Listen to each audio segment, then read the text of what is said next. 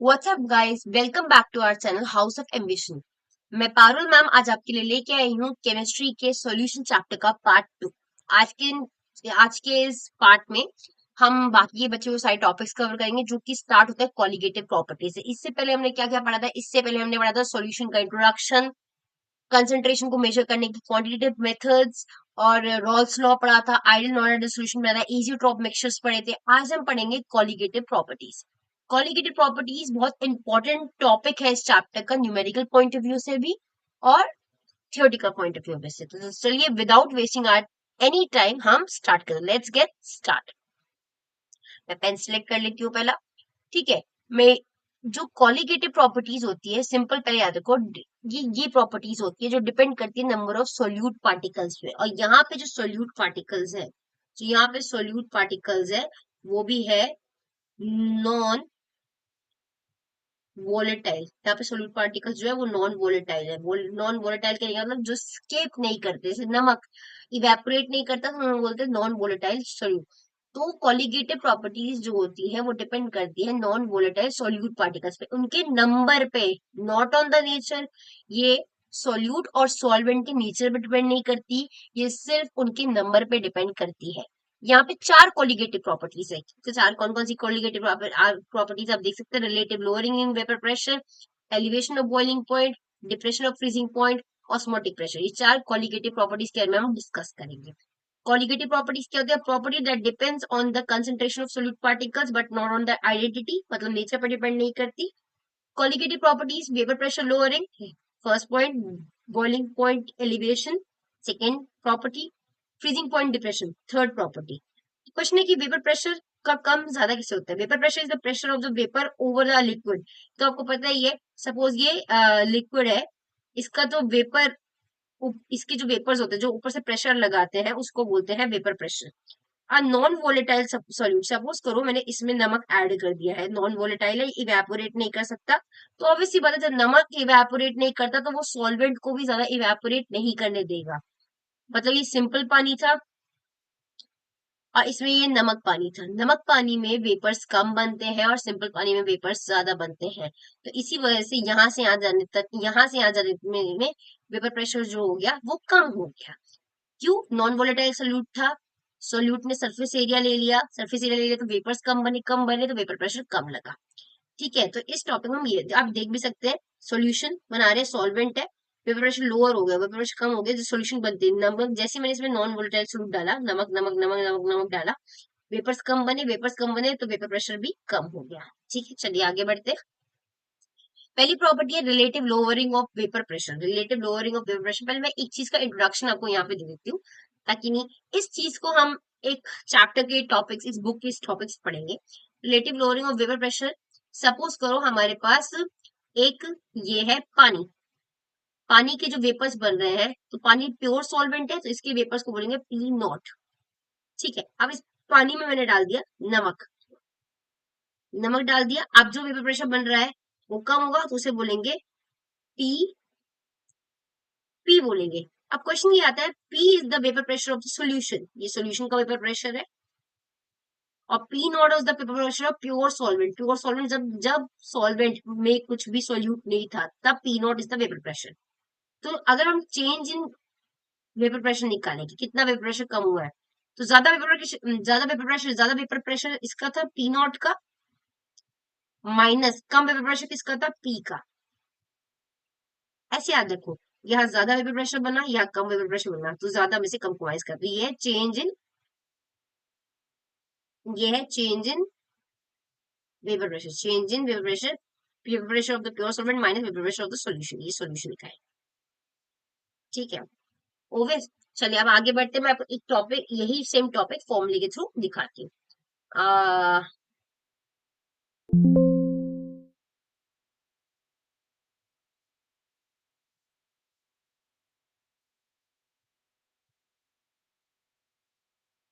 ठीक है।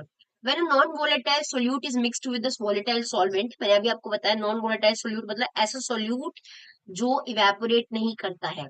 The vapour pressure of solution becomes less, ये भी मैंने बताया कि जब एक प्योर सॉल्वेंट में हम नॉन वोलेटाइल सोल्यूट डाल देते हैं। Pure, simple example, pure solvent का मतलब क्या होता है? प्योर सॉल्वेंट का मतलब होता है प्योर सॉल्वेंट का मतलब होता है पानी। अब पानी में जब हमने नमक डाला तो वो नॉन वोलेटाइल सोल्यूट है, तो इंक्रीज इन डेंसिटी, पानी की डेंसिटी कम हो जाएगी तो रेट ऑफ इवेपोरेशन भी क्या हो जाएगा, डिक्रीज हो जाएगा। तो ये याद रखना। इस पी नॉट मैंने भी बताया, पी नॉट क्या है, प्योर सॉल्वेंट का वेपर प्रेशर है, और पी क्या है, vapour pressure of solvent in solution. जब सॉल्यूशन बन गया तो पी वेपर प्रेशर, तो P naught is the pure solvent का वेपर प्रेशर और P is the vapour pressure of the solution. ठीक है, क्या तो मैंने आपको बताया था। चलिए आगे बढ़ते हैं। अब क्वेश्चन ये है कितना वेपर प्रेशर कम हुआ है, तो ऑब्वियस सी बात है पी नॉट, जब सॉल्वेंट अकेला था तो वेपर प्रेशर ज्यादा होगा तो पी नॉट, और जब सॉल्वेंट क्या बन गया, जब सॉल्वेंट बन गया सॉल्यूशन तो वेपर प्रेशर क्या हो गया, कम हो गया, तो पी नॉट माइनस पी, तो चेंज इन लोअर, कितना वेपर प्रेशर कम हो कैसे निकालेंगे, P naught minus P. The ratio in the lowering of vapour pressure and the vapour pressure of the pure solvent. अब हमने रेशियो निकाला है कि कितना लोअर, कितना कम हुआ है वेपर प्रेशर, और उसका रेशियो प्योर सॉल्वेंट के उससे निकाला है। तो देखो ये दिस अपॉन पी नॉट और दिस होल चीज अपॉन पी नॉट, मैंने रेशियो निकाला है। इस दोनों क्वांटिटी के नीचे पी नॉट डिवाइड कर दिया, मतलब both left hand side right hand side मैंने पी नॉट डिवाइड कर दिया है। ठीक है, चलिए आगे बढ़ते हैं। ये जो फॉर्मूला आपका आया है, इसी फॉर्मूले को हम बोलते हैं, इसी फॉर्मूले को बोलते हैं relative lowering of vapour pressure. ठीक है, when solution is prepared by mixing the non volatile solute. Solution कैसे बना है, उसमें नॉन वोलेटाइल सॉल्यूट डाला है जिसको हम बी कहते हैं, और सॉल्वेंट को क्या बोलते हैं, ए। तो आपको पता है पूरे सॉल्यूशन का मोल फ्रैक्शन क्या होता है, 1। मैंने पढ़ाया था, सारे सॉल्यूशन के मोल फ्रैक्शन को बोलते हैं 1। तो ये mole fraction of solvent, mole fraction of solute is equal to 1। Solute का मोल फ्रैक्शन निकालने के लिए 1 माइनस सॉल्वेंट का मोल फ्रैक्शन। अब एक्स बी क्या है, मोल फ्रैक्शन ऑफ सोल्यूट है। ठीक है, मोल फ्रैक्शन ऑफ सोल्यूट है, P A by P naught A x A, 1 minus, अब देखो ये एक्स ए की जगह हम ये एक्स ए वाली वैल्यू, इसकी जगह हम ये वैल्यू पुट कर सकते हैं, मैंने ये वैल्यू पुट कर दी।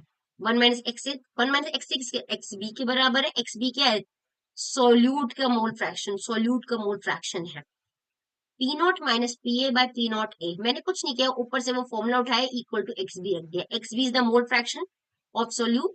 मोल फ्रैक्शन को कैसे लिखते हैं, number of moles of solute by total moles of the solution. तो ये n small n is the solute and big n is the solvent. ये याद रखना, ये फॉर्मूला है for the relative lowering of vapour pressure. ठीक है, ये याद रखना इंपॉर्टेंट है। चलिए आगे बढ़ते हैं। ये फर्स्ट प्रॉपर्टी थी। सिंपल ये बात याद रखिए, सिंपल ये बात याद रखिए कि यहाँ पर वेपर प्रेशर जो है वो क्या नाम है, कम क्यों हो रहा है, नॉन वोलेटाइल सोल्यूट की वजह से कम हो रहा है। तो यहाँ पे वेपर प्रेशर कम क्यों हो रहा है,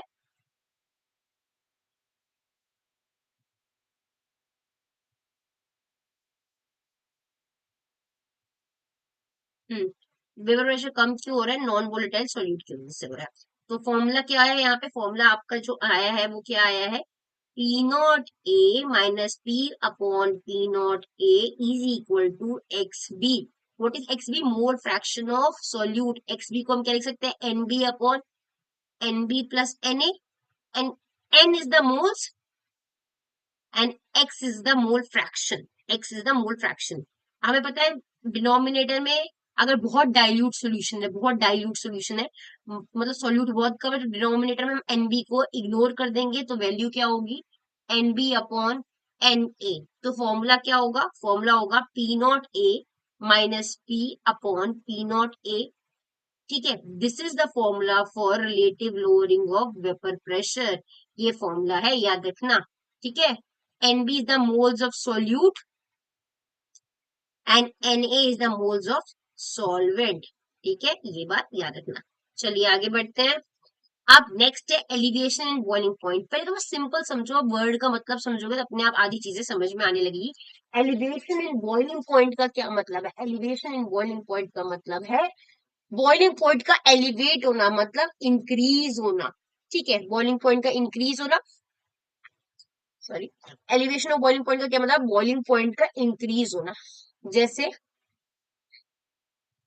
जैसे ये वर्ड आपको, एलिवेशन का मतलब क्या होता है, इंक्रीज होना। किसका इंक्रीज होना, बॉइलिंग पॉइंट का इंक्रीज। ठीक है, जैसे सपोज करो, आप में बहुत बेसिक एग्जांपल है, ये तुम्हारा नॉर्मल वाटर है और ये तुम्हारा नमक पानी है, सॉल्यूट डाल दिया, नमक सॉल्यूट इज नमक। ये बॉईल हो रहा है 100 डिग्री सेल्सियस पे, ये बॉईल हो रहा है 105 डिग्री सेल्सियस पे। ऐसा क्यों हो रहा है मैम? बिकॉज जैसे हमने नॉन वोलेटाइल सोल्यूट डाला, जो सोल्यूट इवेपोरेट नहीं कर सकता, तो उसने वाटर का भी पूरे सोल्यूशन का बॉइलिंग पॉइंट भी इंक्रीज कर दिया। तभी तो इंक्रीज हो गया, तभी तो एलिवेशन हुआ। तो what is the boiling point? Elevation is the increase the boiling point of a solvent. क्यों इंक्रीज हुआ सॉल्वेंट का boiling point? Due to the presence of solute particles. ये बात याद रखना। तो ऑब्वियस सी बात है कि सपोज करो टी नॉट सॉल्वेंट का टेम्परेचर था और टी बी सॉल्यूशन का टेम्परेचर है, तो चेंज इन टेम्परेचर क्या होगा? डेल टी बी क्या होगा? T naught minus T B, pure solvent का टेम्परेचर माइनस सॉल्यूशन का टेम्परेचर। तो अब हम जानते हैं ये पूरी चीज जो है, ये पूरी चीज जो होती है टेम्परेचर टेम्परेचर इंडिपेंडेंट रहना चाहिए, ताकि ना कि वैल्यूज खराब ना हो जाए। तो जो डेल टी बी है वो डायरेक्टली प्रोपोर्शनल है मोलैलिटी के, स्मॉल एल मोलैलिटी। जो डेल टी बी है, अब ऑब्वियसली ये प्रोपोर्शनैलिटी साइन हटाएंगे तो कोई कांस्टेंट लेंगे, तो यहाँ पे कांस्टेंट आता है K B M. This M, small M is the molality. आप कहोगे मैम यहाँ मोलैलिटी क्यों दिया हमने? बिकॉज मैं नहीं चाहती कि टेम्परेचर के इफेक्ट से वैल्यूज चेंज होती रहे। मोलैलिटी इज टेम्परेचर इंडिपेंडेंट, इसलिए इस पूरे फॉर्मूले में आप कहोगे मैम यहाँ तो टेम्परेचर की बात हो रही है। नहीं, यहाँ मैं और नहीं चाहती कि और कंसंट्रेशन टेम्परेचर से खराब हो, इसलिए यहाँ पे मोलैलिटी लिया है हमने। तो what is the formula of elevation boiling point? Formula आपको फर्स्ट नंबर पे दिया हुआ है, del T B equal to K B M. K B को बोलते हैं एब्लिस्कोपी कांस्टेंट या boiling point constant, M is the molality. Boiling point increase होना एडिंग सोल्यूट, ये तो आप अच्छे से जानते हो। ये ग्राफ आता है, ध्यान से देखो, vapour pressure versus temperature. TB और टीबी नॉट।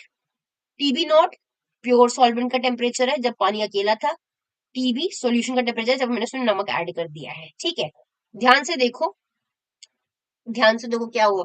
यहाँ पे रूम टेम्परेचर जो था, मुझे और टेम्परेचर ज्यादा बढ़ाना पड़ा। देखो, अब बॉइलिंग पॉइंट की नई डेफिनेशन होती है। बॉइलिंग पॉइंट ऐसा टेम्परेचर होता है जहाँ पे वेपर प्रेशर को एटमॉस्फेरिक प्रेशर के बराबर करना पड़ता है। तो देखो, जो चीज 100 डिग्री पे हो गई, सपोज करो ये 100 डिग्री पे हो गई, सोल्यूशन का टेम्परेचर मुझे 105 डिग्री तक करना पड़ा है। ये सोल्यूशन है, सॉरी उल्टा हो गया, ये सोल्यूशन है और ये प्योर सॉल्वेंट है। ठीक है, ये सोल्यूशन है और ये प्योर,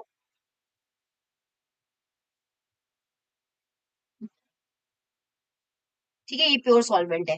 तो मुझे सॉल्यूशन का टेम्परेचर और बढ़ाना पड़ा ताकि वो एटमॉस्फेरिक प्रेशर को मैच कर ले। तो याद रखा, सॉल्यूशन का टेम्परेचर ज्यादा है टीबी, और टीबी नॉट कम है, सॉल्वेंट का टेम्परेचर कम है। याद रखना, तो क्योंकि सॉल्वेंट हमारे सिर्फ पानी था 100 डिग्री सेल्सियस, सोल्यूशन था नमक पानी 105 डिग्री सेल्सियस। ज्यादा किसका टेम्परेचर है?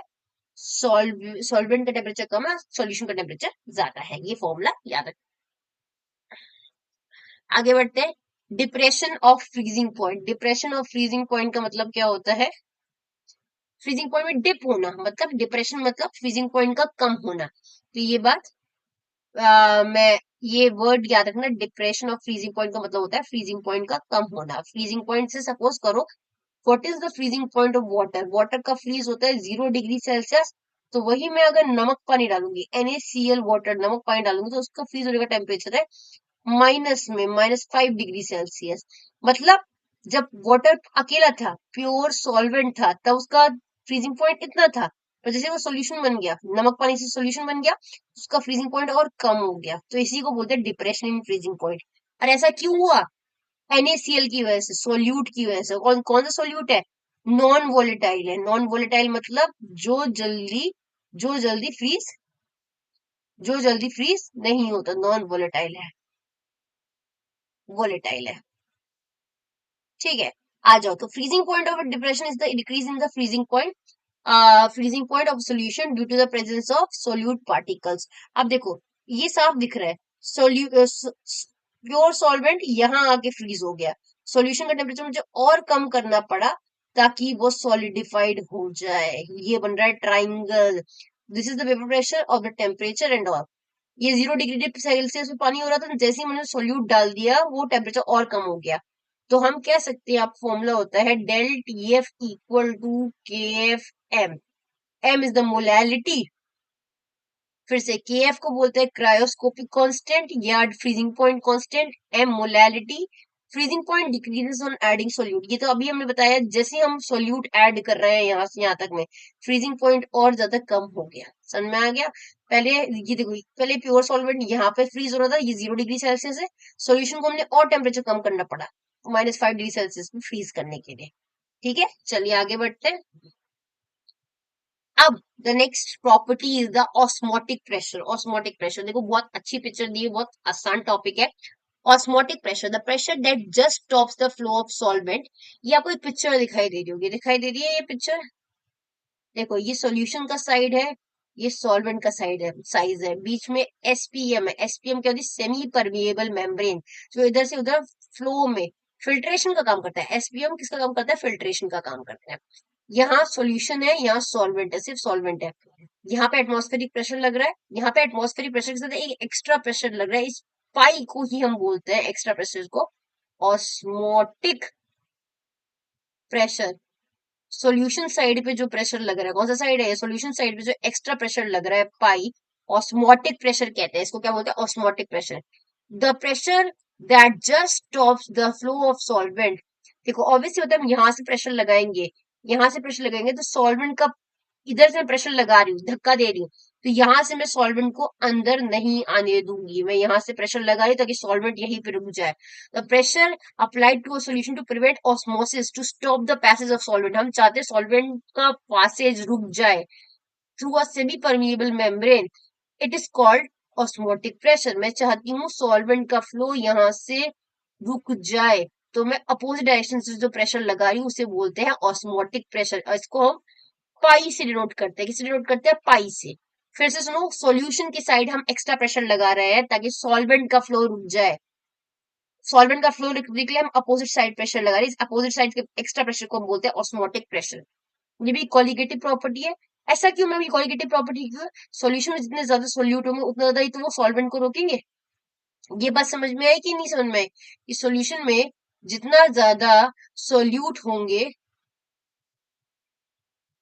2 मिनट में मतलब पेन हो, सॉल्यूशन में, इस सॉल्यूशन में जितने ज्यादा सोल्यूट होंगे उतना ज्यादा उसे रोक सकेंगे ना, उतना ज्यादा वो सॉल्वेंट के फ्लो को रोक सकेंगे। तो याद रखो, ऑस्मोटिक प्रेशर तभी ज्यादा लगेगा जितने ज्यादा नंबर ऑफ सोल्यूट होंगे, नंबर ऑफ सोल्यूट होंगे। ये बात रखना।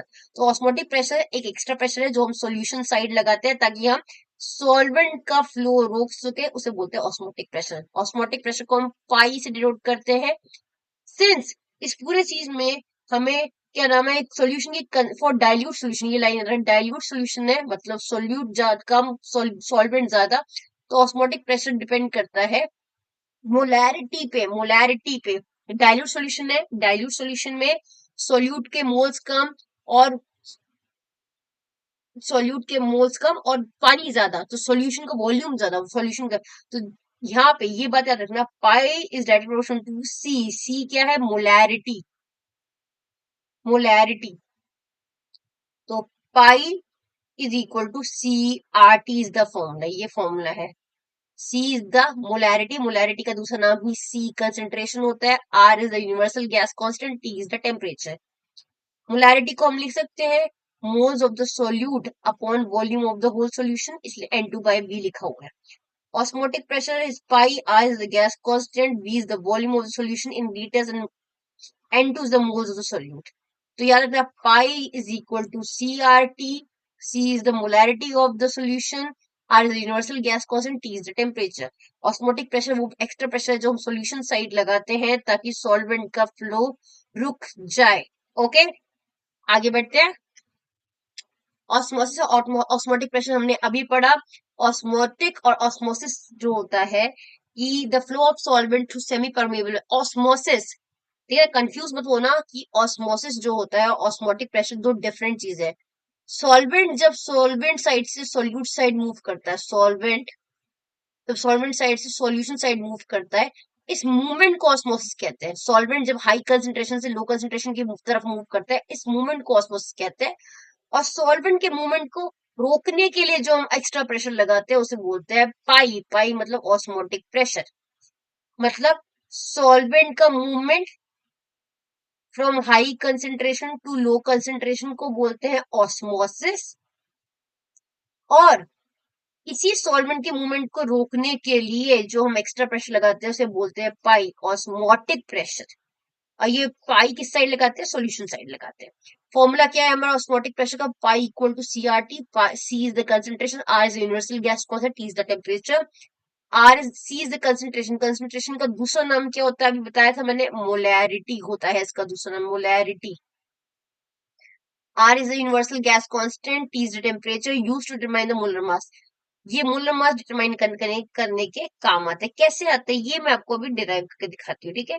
चलो एक बार दिखाते हैं ड्राइव करके। चलो एक बार सॉल्व करते हैं। Pi is equal to C R T, ये तो आप जानते हो। Pi is equal to C is the molarity, तो moles of the solute by volume of the solution R into T, यहाँ तक आप समझ गए हो। पाई इज इक्वल टू होता है, मोल्स का फॉर्मूला क्या होता है, given mass upon molar mass, m2 is the molar मास। हाँ, नीचे वॉल्यूम चल रहा है, ऊपर आर चल रहा है और टी चल रहा है, तो बस हो गया। अब इस मोलर मास को ऊपर शिफ्ट कर दो, तो फॉर्मूला क्या बनेगा, फॉर्मूला बनेगा m2 is equal to W2 multiply by R multiply by T upon pi multiply by V. तो ये हो गया मोलर मास कैलकुलेट। सोल्यूट का M22 इज द सोल्यूट ना, सोल्यूट का मोलर मास कैलकुलेट करने के लिए भी हम ये फॉर्मूला यूज कर सकते हैं। मैंने कुछ नहीं किया है, मोलैरिटी के फॉर्मूले को खोलती गई हूँ। Molarity concentration, molarity, moles of solute by volume. Moles को खोलने का फॉर्मूला क्या होता है, given mass upon molar mass. Moles of solute था तो given mass upon solute upon molar mass. W is the given mass, ठीक है, और capital M molar mass. Don't confuse कि मैम ये तो मोलैरिटी का भी सिंबल है। एम, कैपिटल एम दो जगह यूज होता है, एक मोलैरिटी के सिंबल में भी, एक मोलर मास में भी। इसलिए बहुत जगह मोलैरिटी की सिंबल की जगह हम सी, कैपिटल सी यूज करते हैं। कैपिटल सी का कंसेंट्रेशन का मतलब है मोलैरिटी, ठीक है। यहाँ सारी कॉलिगेटिव प्रॉपर्टीज खत्म होती है। इसके आगे हम चैप्टर का लास्ट टॉपिक पढ़ रहे हैं, which is the abnormal molar मास।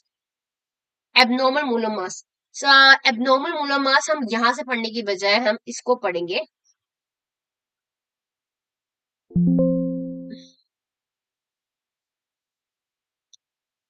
एक बार टॉपिक से, ताकि हमें ज्यादा अच्छा बेटर अंडरस्टैंडिंग हो सेंटेंस के साथ।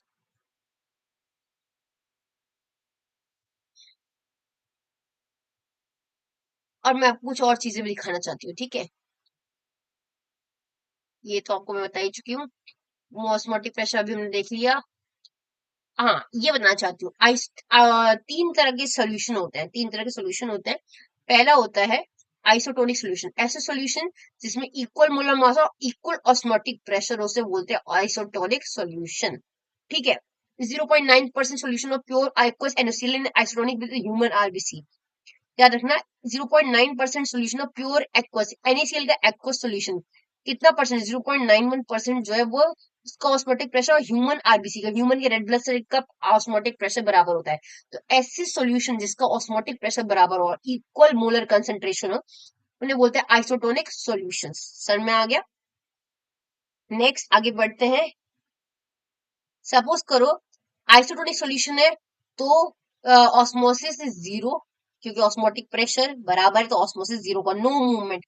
आइसोटोनिक सॉल्यूशन है तो कोई मूवमेंट नहीं होगा, ऑस्मोसिस जीरो होगा, क्योंकि ऑस्मोटिक प्रेशर पाई 1 पाई 2 बराबर है। याद ना, osmosis is the movement, osmotic pressure is the pressure, ठीक है। व्हेन आरबीसी सपोज करो हमने अपनी रेड ब्लड सेल को डिस्टिल वाटर में रख दिया, दे स्वेल, वो स्वेल हो जाएगी, पानी उनके अंदर चला जाएगा, but when they are taken in 5% NaCl solution, पर जब हमने उन्हें क्या नाम है, नमक पानी में रख दिया, 5% नमक पानी में, तो वो श्रिंक हो जाएगी। क्यों, पानी पानी सेल के अंदर चल गया, सेल स्वेल कर गई, तो उसे बोलते हैं हाइपोटोनिक सोल्यूशन। पानी सेल से बाहर चला गया तो उसे बोलते हैं हाइपरटोनिक सोल्यूशन, हाइपरटोनिक। नमक पानी में डालते ही पानी बाहर चला गया, वो श्रिंक कर गई सेल, आरबीसी सेल, तो उसे बोलते हैं हाइपरटोनिक। पानी में डालते, नॉर्मल पानी में डालते ही आरबीसी सेल स्वेल हो गई, फूल गई, तो उसे बोलते हैं हाइपोटोनिक सोल्यूशन। ये याद रखना, ठीक है। इसलिए जब हम ज्यादा नमक खाते हैं तो हमारी हड्डियां पानी छोड़ देती है, इसलिए नमक के सोल्यूशन में जब हमने अपने आरबीसी को डाला, उसने पानी छोड़ दिया, श्रिंक हो गई, तो वो हाइपरटोनिक सोल्यूशन, ठीक है। Water comes out of the cell, पानी सेल से बाहर आ गया। ठीक है, चलिए आगे बढ़ते हैं। एलिवेशन इन बॉइलिंग पॉइंट आपको बताई चुकी है, ग्राफ आपको मैं दिखाई चुकी हूँ। डिप्रेशन फ्रीजिंग पॉइंट भी बता दिया है मैंने आपको। हमें जानना है ये कोलिगेटिव प्रॉपर्टी की, ये है फ्रीजिंग पॉइंट, डिप्रेशन में आपको बता ग्राफ दिखा दिया, इसका फॉर्मूला, बॉइलिंग पॉइंट का फॉर्मूला। अब एबनॉर्मल मोलर मास जिसकी हम बात कर रहे थे, देखो कभी कभी कुछ होता है सर्टेन सोल्यूट विच अंडरगो, सपोज करो हम कोलिगेटिव प्रॉपर्टी के बारे में डिस्कस कर ही रहे थे, तो कुछ सोल्यूट पानी में जाके टूट गए या जुड़ गए। ये 3-4 सोल्यूट थे, ये 2 पानी है हमारे पास, 2 सोल्यूशन है। इस वाले में सोल्यूट और डिसोसिएट हो गए, टूट गए, और इस वाले में सोल्यूट और जुड़ गए, एसोसिएट हो गए। तो मेरी तो कोलिगेटिव प्रॉपर्टी खराब हो गई ना, बिकॉज वो तो डिपेंड करती है नंबर ऑफ सोल्यूट पे, और नंबर ऑफ सोल्यूट तो चेंज हो रहे हैं। यहाँ डिसोसिएट हो गए और टूट गए, यहाँ एसोसिएट हो गए और कम हो गए, नंबर ऑफ सोल्यूट कम ज्यादा हो रहे हैं। तो उस केस में हमारा जो मोलर मास आएगा सोल्यूट का, वो वो क्या होगा, वो कैलकुलेशन के मुताबिक नहीं आएगा, कैलकुलेटेड नहीं आएगा, कुछ डिफरेंट वैल्यू आएगी, तो उसी को बोलते हैं एबनॉर्मल मोलिकुलर मास। तो पढ़े एक बार, certain solutes which undergo dissociation और association in solution are found to show abnormal molar mass. जब सोल्यूट सॉल्यूशन में या तो डिसोसिएट हो जाते हैं किसी कारण से, टूट जाते हैं, या तो किसी कारण से एसोसिएट हो जाता है, जुड़ जाते हैं, तो इससे मोलिकुलर मास चेंज हो जाता है, उसे होता है एबनॉर्मल मोलर मास। इसी वजह से कोलिगेटिव प्रॉपर्टी जो होती है वो खराब एबनॉर्मल हो जाती है। उसको एक्सप्लेन करने के लिए कौन आया, वेंट ऑफ फैक्टर आया। क्या आया एक्सप्लेन करने के लिए, वेंट ऑफ फैक्टर, जिसको हम आई से डिनोट करते हैं। सारे फॉर्मूले खराब हो रहे थे कोलिगेटिव प्रॉपर्टी की एबनॉर्मल मोलर मास की वजह से, तो वेंट ऑफ फैक्टर आई आया कैलकुलेट। आई का मतलब नॉर्मल, ये ratio normal molar mass by observe molar mass. Normal colligate observe colligative property जो हमने करी बाय नॉर्मल कोलिगेटिव प्रॉपर्टी जो होनी चाहिए। आई एक्चुअल नंबर ऑफ पार्टिकल्स जो होने चाहिए बाय एक्सपेक्टेड जो होने चाहिए। सपोज करो पार्टिकल डिसोसिएट हो गए, टूट गए, तो आई की वैल्यू 1 से ज्यादा होगी। और सपोज करो पार्टिकल, अब आई क्या है, आई है डिसोसिएशन कांस्टेंट। अब देखो Fe3+ और 3Cl माइनस था, टूट के बन गया ये एक Fe3+ और 3Cl माइनस, तो कितना आई हो गया, आई इज 4। सिंपली आई मतलब हम बोलेंगे कितने डिसोसिएशन, कितने आयंस डिसोसिएट हुए हैं, दैट इज द आई। क्यों 4 हुआ, एक Fe का आयन है, 3Cl के, तो 4 इज द आयंस जो डिसोसिएट हुए हैं। ठीक है, अगर डिसोसिएट, ये क्वेश्चन आता है, अगर डिसोसिएशन हो रहा है तो वेंट ऑफ फैक्टर, तो डिसोसिएट होकर चीजें बढ़ती हैं, चीजें टूटती हैं, चीजें बढ़ती हैं, तो went Hoff factor I will be greater than 1 अगर डिसोसिएशन हो रहा है। तो आगे बढ़ते हैं, आई निकालने का तरीका भी बता दिया मैंने आपको। अगर सोल्यूट का एसोसिएशन हो रहा है, एसोसिएशन में वो मिल रहे हैं, तो ऑब्वियस सी बात है कम हो रहे हैं, तो वेंट ऑफ फैक्टर 1 से कम होगा। अगर एसोसिएशन हो रहा है तो वेंट ऑफ फैक्टर 1 से कम होगा। डायमराइजेशन हो रहा है, 2 मॉलिक्यूल मिल रहे हैं ना, तो उससे उस केस में वेंट ऑफ फैक्टर 1 से कम होगा। और डिसोसिएट हो रहा है, टूट रहा है, तो 1 से ज्यादा होगा van't Hoff factor. Van't Hoff factor is I. I वो फैक्टर है जो सारे फॉर्मूले को ठीक कर रहा है, वेंट ऑफ फैक्टर, ताकि एबनॉर्मल मॉडल पास से कोई दिक्कत ना है। For solute showing there dissociation और एसोसिएशन, सपोज करो कोई ऐसे सोल्यूट ना डिसोसिएट कर रहे हैं ना एसोसिएट कर रहे हैं, तो वेंट ऑफ फैक्टर 1 होगा। Example urea, glucose, sucrose. Very important question, very important question. अगर आई 1 से ज्यादा तो डिसोसिएशन हो रहा है, आई अगर आई 1 से कम तो एसोसिएशन हो रहा है। अगर ना डिसोसिएट हो रहा है ना एसोसिएट हो रहा है, तो आई विल इक्वल टू 1। ठीक है, ये बात याद रखिएगा। आई निकालने का तरीका बता ही दिया, कितने आयंस में टूटा है, that is the I. Osmotic pressure का पता ही है, मतलब एक बार देख लीजिए, जो मिनिमम प्रेशर हम लगाते हैं ऑस्मोसिस को रोकने के लिए, मतलब सॉल्वेंट के फ्लो को रोकने के लिए जो मिनिमम प्रेशर लगाते हैं, उसी को बोलते हैं ऑस्मोटिक प्रेशर। ये सॉल्यूशन साइड था, ये प्योर सॉल्वेंट साइड था। ये जो मैंने एक्स्ट्रा प्रेशर अप्लाइड किया है सॉल्यूशन साइड, ताकि मैं सॉल्वेंट के फ्लो को रोक सकूं, इसी को बोलते हैं ऑस्मोटिक प्रेशर। फॉर्मूला क्या होता है, पाई इक्वल टू आई। क्यों लगाया मैंने, ये देखो सारी कोलिगेटिव प्रॉपर्टी एबनॉर्मल मोलर मास से खराब हो रही थी, इसलिए उसको ठीक करने के लिए मैंने आई लगाया। I is the van't Hoff factor, मैंने कुछ नहीं किया, सारे फॉर्मूलों में आई लगा दिया, I is the van't Hoff factor लगा दिया, ताकि एबनॉर्मल मोलर मास से कोई प्रॉब्लम ना आए। ठीक है, what is Hoff factor, colligative property direct proportional to the number of mole. ये तो हमने पढ़ा था, कोलिगेटिव प्रॉपर्टी सिर्फ डिपेंड करती है number of mole of solute पे। और डिसोसिएशन और एसोसिएशन से एबनॉर्मल इंक्रीज और डिक्रीज हो सकता है। देखो ऑब्वियस सी बात है, जब कोलिगेटिव प्रॉपर्टी सिर्फ सॉल्यूट की क्वांटिटी पे डिपेंड करती है, सॉल्यूट के नंबर पर डिपेंड करती है, अगर सॉल्यूट टूट गए डिसोसिएट हो गए, और अगर सॉल्यूट जुड़ गए एसोसिएट हो गए तो मेजर कोलिगेटिव प्रॉपर्टी में प्रॉब्लम आ सकती है। इसलिए हमने वेंट ऑफ फैक्टर को काउंट में लिया है इस एबनॉर्मल बिहेवियर को सेटल करने के लिए। ठीक है, तो एवेंट ऑफ फैक्टर निकालने का तरीका क्या होता है? Observe magnitude colligative property by normal colligative property, normal molar mass by observe molar मास। और फॉर्मूला में ठीक करने के लिए मैंने सारे फॉर्मूलों में चाहे एलिवेशन, बॉइलिंग पॉइंट और डिप्रेशन फिर सबके आगे आई लगा दिया है। तो नया फॉर्मूला एक हुआ pi equal to I C R T, एक हुआ delta T B is equal to I K B M, एक हुआ delta T S is equal to I K F M, और एक हुआ P naught minus P upon P naught is equal to I N B upon N A. मैंने सब में I लगा दिया, वेंट ऑफ फैक्टर लगा दिया ताकि जो एबनॉर्मल मोलर मास से प्रॉब्लम आ रही थी वो सेटल हो जाए, सही हो जाए। ये बताया ये अगर आई 1 के बराबर तो सोल्यूट पे कोई असर नहीं पड़ा है, वो अनअफेक्टेड है, नॉर्मल है। आई 1 से ज्यादा मतलब टूटा है कुछ, 1 से ज्यादा बहुत चीज टूट गई, कंसंट्रेशन बढ़ गया तो डिसोसिएशन हुआ है। आई 1 से कम तो चीजें जुड़ी हैं तो एसोसिएशन हो गया, ये याद रखना। I is the van't Hoff factor. निकालने का तरीका कितने आयंस में टूटे हैं वो ions is the van't Hoff factor. ठीक है, चलिए आगे बढ़ते हैं। ये degree of dissociation alpha, alpha is degree of dissociation निकालने का तरीका है। Here number formed dissociation, degree of dissociation निकालने का तरीका ये है, ये फॉर्मूला आता है, ये आपको ध्यान रखना है। ठीक है, यहाँ हमने इतना ही आपको याद रखना है। N is the number of species formed after, ये क्वेश्चन आता है बहुत ज्यादा, बहुत। डिग्री ऑफ डिसोसिएशन निकालने का तरीका, alpha is the degree of dissociation, I went Hoff factor -1 upon n -1। n is the number of species formed after dissociation, n is the number of species formed after dissociation. ये तो dissociation का formula था। अगर association का formula क्या है? n 1 minus went Hoff factor by n -1, ये याद रखना। डिग्री, कितना डिग्री डिसोसिएट हुआ है उसको निकालने का फॉर्मूला, और कितने डिग्री ऑफ एसोसिएशन उसको निकालने का फॉर्मूला, ये इंपॉर्टेंट है। यहाँ पे ये चैप्टर खत्म होता है। इस चैप्टर में हमने Rawls law, Henry's law, colligative properties, abnormal molar मास, वेंट ऑफ फैक्टर पढ़ा। ये सारा इंपॉर्टेंट है, थियोरेटिकल पर्पज से तो ज्यादा है ही है, पर इससे आते हैं न्यूमेरिकल्स, वेरी इंपॉर्टेंट न्यूमेरिकल्स। ठीक है, तो आप इस टॉपिक के मैं एनसीईआरटी सॉल्व पे एनसीईआरटी के क्वेश्चंस मैं आपको कराऊंगी, ज्यादा नहीं, 5 5 6 6 क्वेश्चन ही कराऊंगी, कुछ क्वेश्चन कराऊंगी, कुछ क्वेश्चन होमवर्क दूंगी। तो आप इस चैप्टर को पहले रीड करिए, रीड करना बहुत जरूरी है। और हमारे चैनल को सब्सक्राइब करिए, हमारे चैनल ने अभी अभी सारे कोर्सेज को, सब्जेक्ट को लॉन्च किया है, सारे सब्जेक्ट हमारे चैनल पे पढ़ाए जाते हैं। अपने फ्रेंड्स को अपने हमारे चैनल के बारे में बताइए, जो कॉमर्स स्ट्रीम में है, आर्ट स्ट्रीम में, सारे सब्जेक्ट पढ़ाए जाते हैं। ठीक है, और लाइक शेयर और सब्सक्राइब करना बिल्कुल मत भूलिएगा। Thank you and have a nice day.